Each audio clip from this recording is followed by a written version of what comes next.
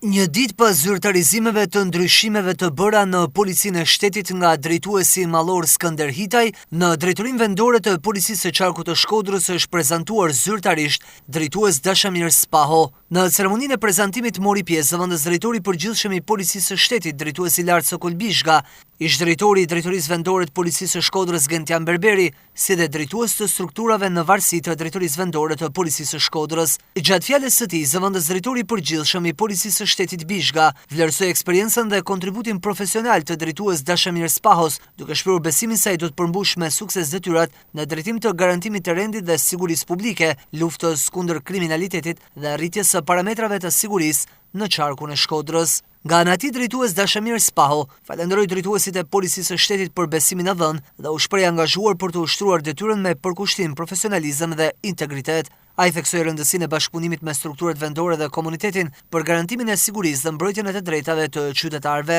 Në fjalën e tij, Spaho nënvizoi se prioriteti i punës do të jetë forcimi i bashkëpunimit me qytetarët, të cilët i konsideron aleatin kryesor në luftën kundër krimit. Ai garantoi gatishmëri të plotë për të administruar me shpejtësi dhe profesionalizëm çdo kallëzim, shqetësim apo kërkesë për ndihmë nga banorët e qarkut të Shkodrës. Emërimi i drejtues Dashamir Spaho në krye të Drejtorisë Vendore të Policisë së Shkodrës synon vijimin e përpjekjeve për forcimin e rendit dhe sigurisë publike, si dhe rritjen e besimit të qytetarëve tek Policia e Shtetit. Bashkë me Spahun ka nisur zyrtarisht detyrën edhe kryekomisari Erion Duma, si shefi komisariatit të Policisë së Shkodrës, dhe komisar Klodian Çeka në detyrën e shefit komisariatit të Policisë së Malësisë së Madhe. Ndërkohë, ish drejtori Gentian Berberi mësohet se është emëruar në Drejtorinë e Përgjithshme të Policisë së Shtetit.